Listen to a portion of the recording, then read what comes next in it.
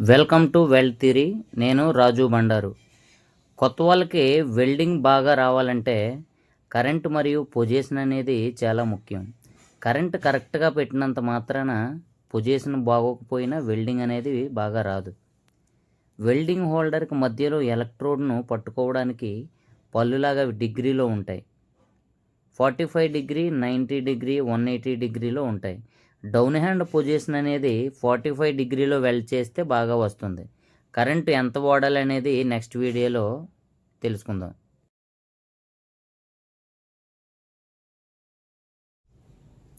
మనం వెల్డ్ చేసేటప్పుడు వెల్డ్ బీడ్ను స్ట్రైట్గా వేసుకోవాలి.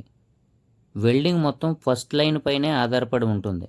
ఫస్ట్ లైన్ ఎలా వస్తే మిగతావన్నీ అలానే వస్తాయి.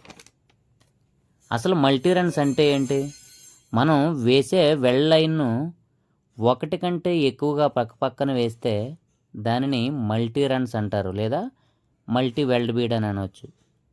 ఇప్పుడు మనం డౌన్ హ్యాండ్ పొజిషన్లో మల్టీ రన్స్ స్టార్ట్ చేస్తున్నాం. ఈ పొజిషన్లో ఎలా వెల్డ్ చేయాలి?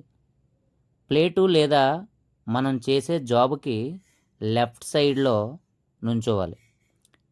జాయింట్కి ఎదురుగా అసలు ఉండకూడదు. ఎదురుగా నుంచోవడం వలన మీకు పొజిషన్ అనేది బాగా రాదు. పొజిషన్ రాకపోతే మనం వెల్డింగ్ అనేది బాగా చేయలేం. రైట్ హ్యాండ్ వెల్డర్స్ అయితే ప్లేట్కి లెఫ్ట్లో ఉండి వెల్డింగ్ చేయాలి.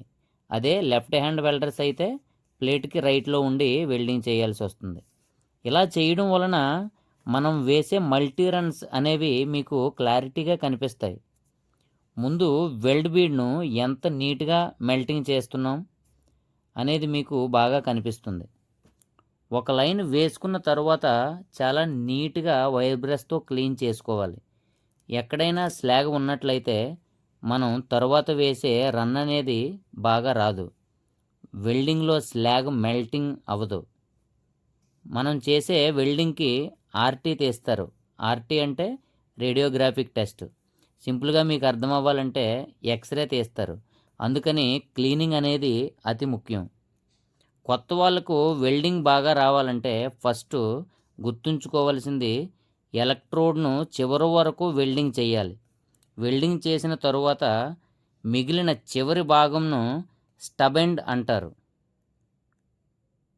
ఈ స్టబ్ ఎండ్ అనేది 40 mm వరకు వెల్డ్ చేయాలి. టెస్ట్లో మీరు వెల్డింగ్ చేసిన స్టబ్ ఎండ్ని చూసి కూడా మిమ్మల్ని సెలెక్ట్ చేయడం జరుగుతుంది.